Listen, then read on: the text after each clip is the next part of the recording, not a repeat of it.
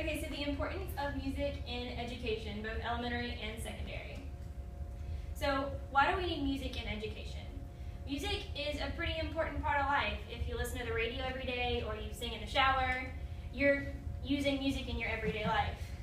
And music is also one of the only activities that uses all parts of your brain, because you've got to think about the notes, you've got to figure out how to play the notes on your horn, and you've got to apply that to the music. And music has been said to help with other skills, such as like memorization. It's a big part of band. You have to memorize your music to play it for a halftime show. So it helps with other stuff. All right, the benefits of having music in schools.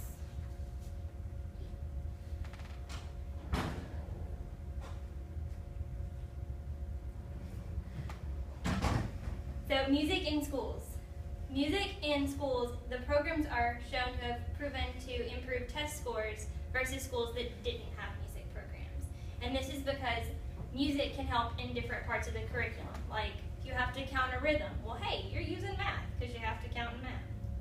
Or if you're talking about the history of a piece or the time period in which it was composed, that relates back to history and social studies, and sometimes even geography, depending on where the composer's from.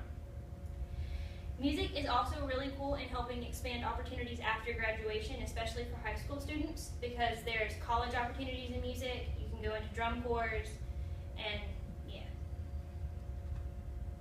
All right, all the different types of music programs that are offered, it vary throughout schools. In elementary, you usually just have like a general music, which is, you know, learning basic rhythm, basic notes, maybe learning to play the piano or something.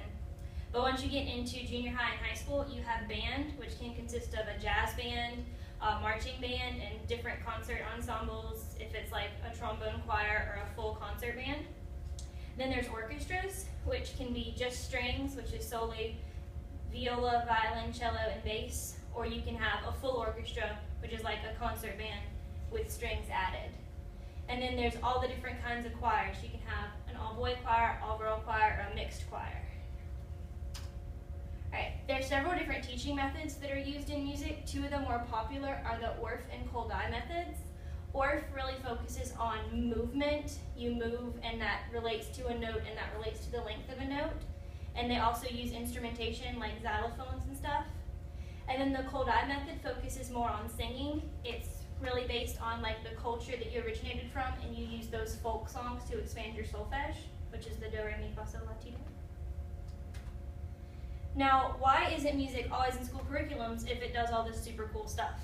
One of the main reasons is budget cuts. Music is not a core subject, it's not a core class. It's seen most times as an elective, and in some schools it's not even required. Most of the time you can take a class of fine arts and then scoot right on out. But it's pretty important, but most of the fact is it's not seen as a testable subject either, because you can't really test somebody's ability to play. You could give them a theory test, or have them write out this piece of music, but you can't really have them play and then transfer that to a Scantron. Just don't work like that. So again, why not music? Music is really, really great. It's super, super fun, super, super cool. But it's an essential part to education because what you learn in music, you can apply to other classes. This in turn makes you a more well-rounded individual because you can link several things across different fields. And everybody can benefit from music. Like I said, if you sing along to the radio in your car, hey look, you're listening to music. And it gives you an appreciation for the arts, not just music, but also different parts of music. And yeah, there we go.